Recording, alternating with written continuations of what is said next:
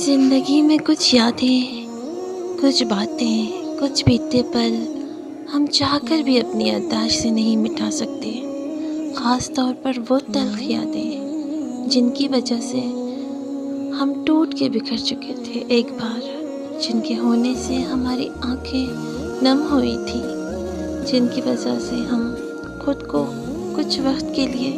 کھو چکے تھے، جو آج بھی تنہائی کے کسی کونے میں چپکے سے میرے پاس آ جاتی ہیں، ہمارے لاکھ منع کرنے پر ہمارا ہاتھ پکڑ کے